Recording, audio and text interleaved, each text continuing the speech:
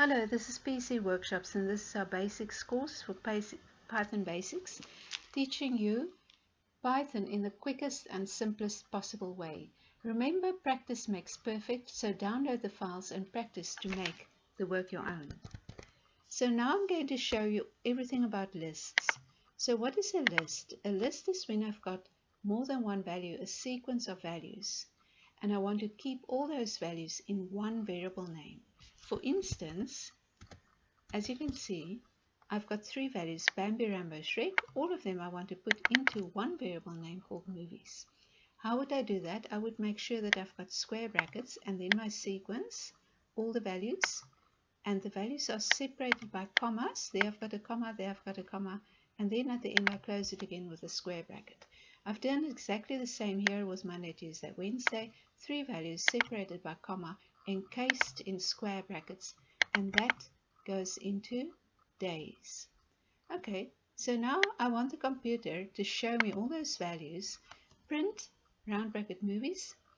It refers to all the values. Movies refer to all three of those values, and I'll see three values printing. And here, what I want to do is I want the computer to go and count for me how many values have I got in the list. Okay, Bambi, Rambo, Shrek is 3. All of us know that, but what if you had a very long list, you don't feel like going and counting it? So the computer will count it for you. The instruction is length, round brackets, list name, so length and round brackets movies. Movies refer to all the values. The computer will count all the values and will return an integer, which in this case is going to be 3. So let's run that. And there I've got the whole list, and I've got 3 and 3. So now what can I do with that? Okay, so there might be a reason why I want to actually refer to individual values. Okay, so I've got a list. All those values belong to the variable name movie, but I want to see the individual values. I want to refer to Bambi and to Rambo and to Shrek individually. So I'm going to use what we call indexes. So index will indicate which of these values do I want to refer to. Now you know my computer always starts counting at 0, so 0, 1, 2. I've got three values. Bambi is movies 0, Rambo is going to be movies 1, and Shrek is going to be movies 2. And the same I've got here, days 0 is Monday, days 1 is Tuesday, and days 2 is Wednesday.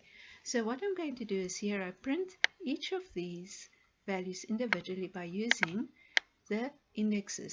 So the square bracket indicates to me the index value that I want to work with. So in the square brackets I've got the integer which refer to which of these values I want. So day 0 is going to be Monday, and movie 0 is going to be Bambi.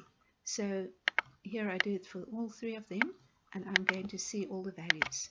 So you see when I run it, I've got on Monday the movie is Bambi, on Tuesday the movie is Rambo, Wednesday the movie is Shrek. So I've got to use indexes which start at position 0. So even though the length is 3, length of movie is 3, but my indexes is 0, 1, 2. Okay, so you see I've got these individual values. I've got Bambi and Rambo and Shrek, which is referred to by the individual indexes, so 0, 1, 2. You can see 0, 1, 2 is very easily looped. So if I had to store the length of movies, which is the integer of 3, in the value stop, I can easily loop it for x from 0 to 3, which is stop. Step by 1, show me days x, and days x will loop 0, 1, 2. So this is a very simple for loop which is going to loop this indexes 0, 1, and 2 for me. So a list is very easy to use when I use a loop, a for loop.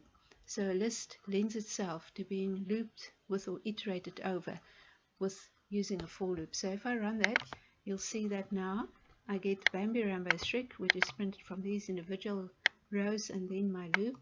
And that is really how I declare a list, how I get its length, and how I iterate over all the values. You see, it's very simple.